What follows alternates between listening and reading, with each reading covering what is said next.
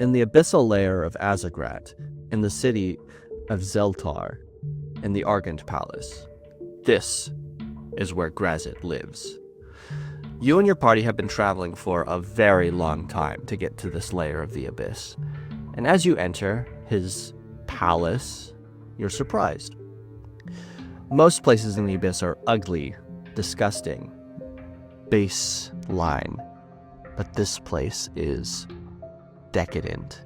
It has fineries and decorations that even the wealthiest of kings could only dream of. And as you enter, you notice that your sword and your armors are more reflective.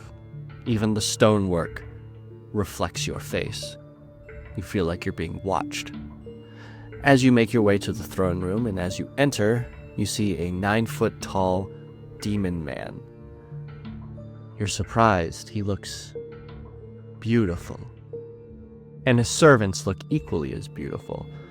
They are the most beautiful people you've ever seen. He gets up from his throne, sword at his side but not drawn, and he smiles. Welcome. You've been traveling a very long time. I know what you're here to do, but why don't you relax first? Get yourself prepared before we inevitably fight. And he offers you a drink. If you take the drink, he'll offer you another, and another, and another. Then, as you stay longer, he starts showering you with gifts, jewelry, gold, men and women alike. You start to think, I don't really see what's wrong with this. And that's how he sucks you into his cult. Graz'zt doesn't have to defeat you with violence. He can just get you to commit the sin of indulgence.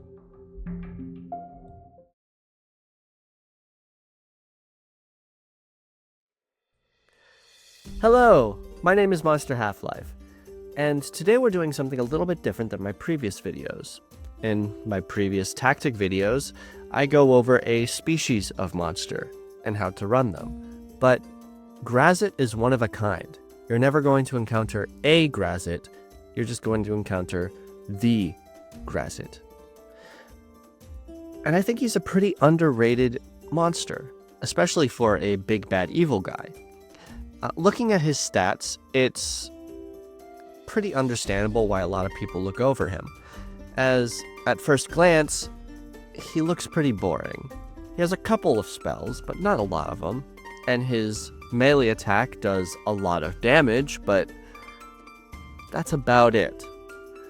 But looking at his spells and being able to combo them into devastating combos is what I'm here to help you do today.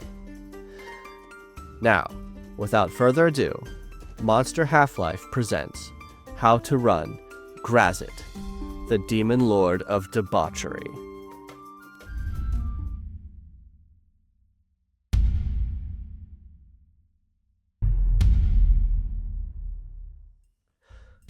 Graz'zt, as to be expected from a Demon Lord, has very good stats. He has a 346 HP, he has 20 armor class, and he has a 40-foot walking speed. So that means he can keep up with mostly everyone except a monk. As for his actual stats, he has a strength of 22, a dexterity of 14, a constitution of 21, an intelligence of 23, a wisdom of 21, and a charisma of 26. Now, before you start thinking, oh, well, I should probably just attack his dexterity, or maybe his constitution and wisdom, because those are his 3 weakest stats. He is proficient in saving throws in those stats. So he has a +9 to dexterity saving throws, and a +12 to constitution and wisdom saving throws. So if your players want to actually aim for his weakest stats, they're going to have to go for his strength or his intelligence, which are still a +6 to saving throws.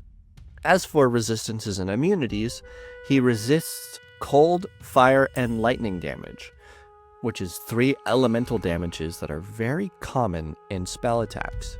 As for immunities, He's immune to all poison damage, so don't even bother with that. He's also immune to bludgeoning, piercing, and slashing damage that's non-magical, but truth be told, if you were going up against a demon lord with a non-magic weapon, that's kind of on you. As for condition immunities, he cannot be charmed, exhausted, frightened, or poisoned. You wouldn't really be using many of those in battle, except maybe frightened and poisoned, but it's still good to know that he's immune to those. He has magic resistance, which gives him advantage on saving throws against spells and other magical effects, which, combined with his already insane stats, make it very hard for magic to fully do damage to him. And lastly, if he does fail a saving throw, and he doesn't want to fail that saving throw, he has 3 legendary resistances that he can use per day.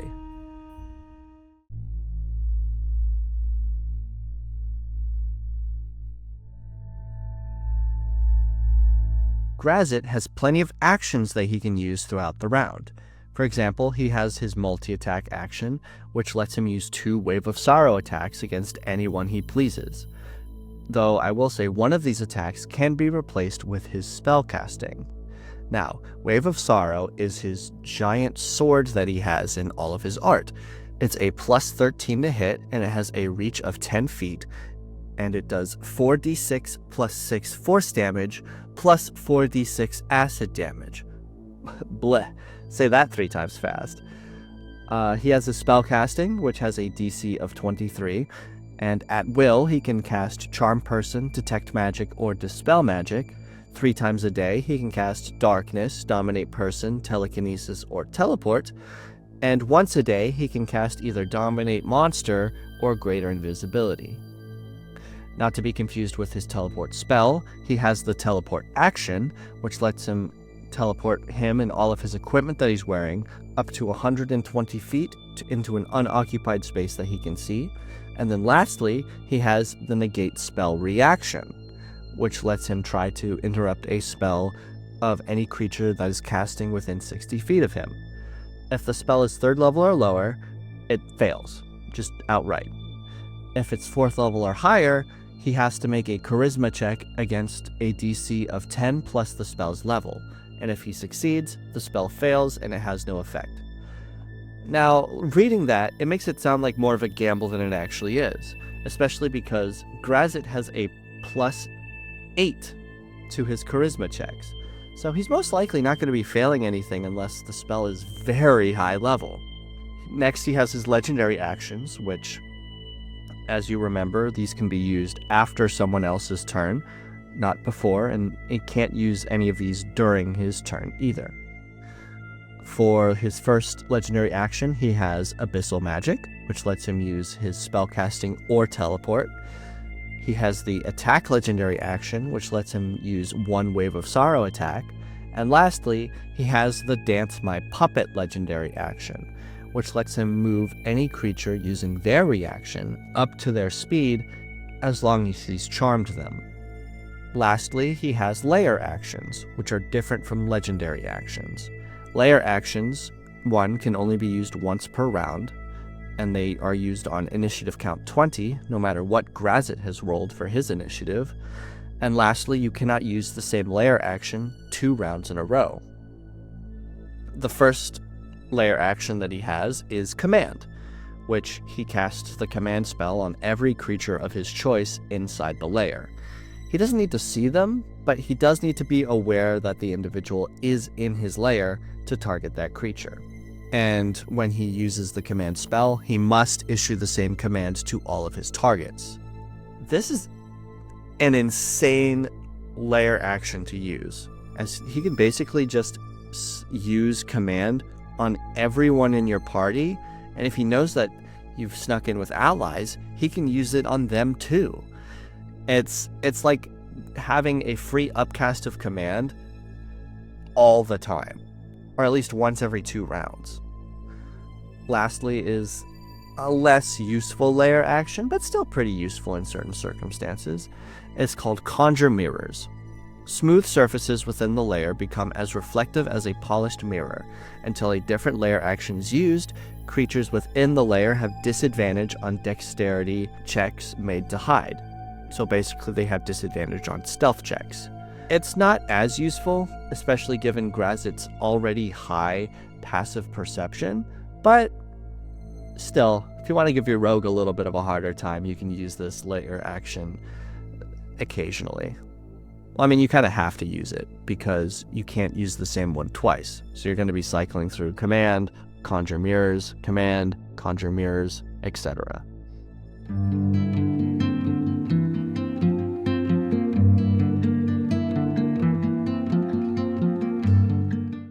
Before I get into the solo tactics of Graz'zt, I do want to get into the possible minions that he'd have. Well, I'm not going to get into tactics that he can do with minions because, truthfully, they can be very varied, and I don't want to assume what minions you're going to give him. I do think it is good to have an idea of what these minions can get, and also a couple of ideas of what they might be. Each Demon Lord gives a little something extra to their cultists or minions, and Graz'zt is no exception. For the regular minions that aren't leaders, they get the Joy from Pain ability, which whenever they suffer a critical hit, they can make one melee weapon attack as a reaction. Is this going to come up that much? Probably not, as how many crits do your players actually get from time to time? But it's good to have in the back pocket when you need it. The more useful ability is the one that Graz'zt gives the leaders of these minions, which is the Master of Pleasures ability, which as a reaction when the creature takes damage, they can magically grant 5 temporary HP to itself and up to 3 allies within 30 feet of it. Now this is really good, especially with keeping people up. You reduce the damage that you take by 5, and 3 allies get 5 temporary HP, so that'll keep them in the fight a little bit longer. As for what minions I'd give him, there's a couple different choices, and it doesn't have to be cultists, though I do think you should give him some cultists. The ones I would give him as the leaders would be either the Hierophant or Fiendish Cultist, but for regular monsters, you could give them the Performer stat block, either the Maestro or the Legend, and if you want to get a little interesting, go with the Satyr Revel Master. I know it's a Fae, but demons can tempt anyone. Speaking of demons, they're a bit harder to go for, especially because a lot of demons are kind of butt ugly, and Graz'zt doesn't like butt ugly. Now, of course, you can change it to where the demon has the same stat block as the other ones, but they're more handsome. But the 3 that I would recommend are the Cambions, the Succubuses or the Incubuses, or both, and the Merilith. These are each creatures that can be beautiful to a certain extent, especially the Succubus and Incubus, and I can definitely see people doing a hear me out with the Meriliths.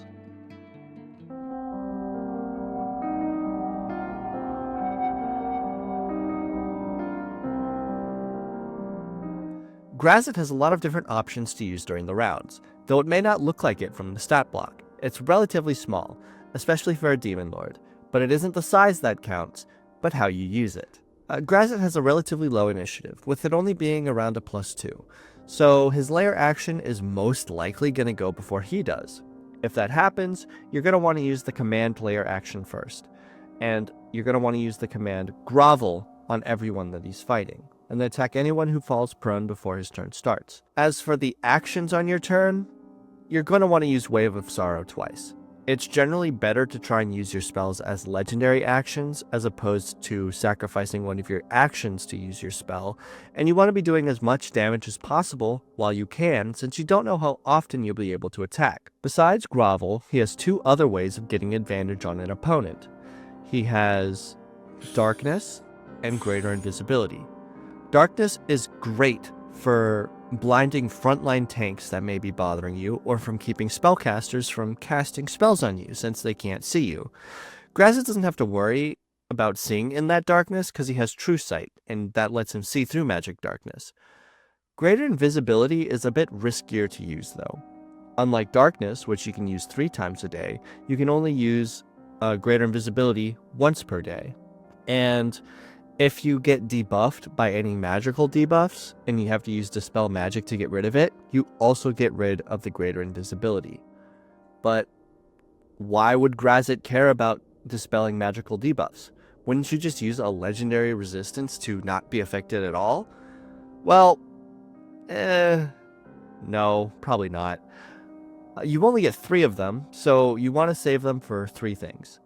For non-magic debuffs that would be devastating to you, for anything that can paralyze or incapacitate you because you can't dispel that because you can't use an action, or for very big damage spells.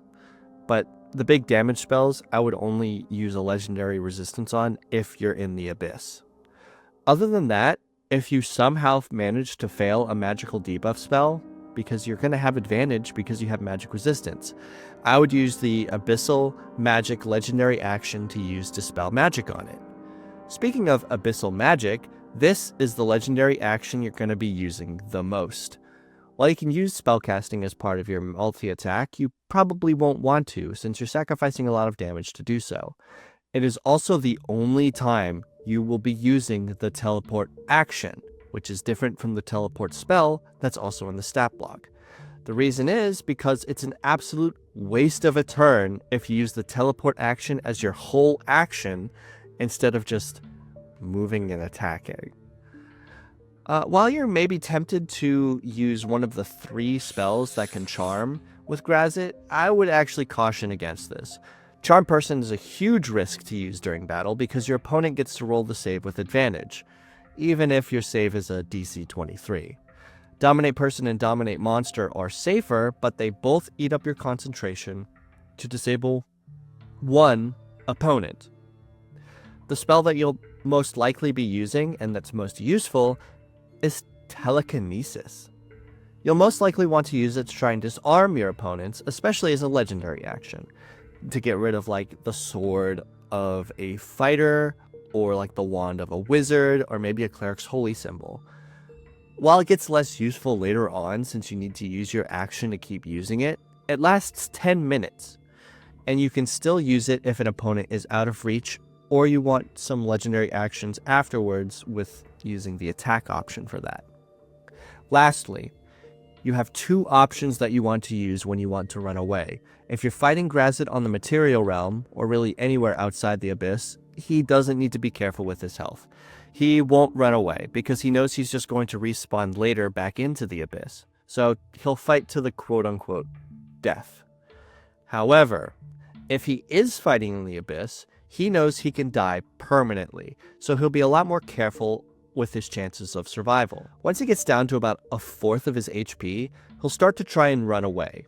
He might use greater invisibility if he still has it to run and avoid any opportunity attacks. His ace in the hole, though, is the teleportation spell. He can use it 3 times a day, and he will use it to teleport to any one of his teleportation circles on his layer of the Abyss. Unless the players can follow him across what is practically a whole universe, or stop him from teleporting, they will most likely be unable to put him down very easily. He will lick his wounds and vow to destroy the adventurers another day.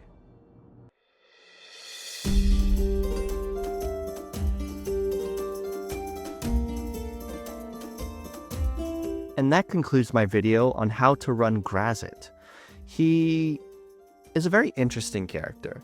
And while I'd usually have a loot section for a video like this, I don't think that's necessary for Graz'zt.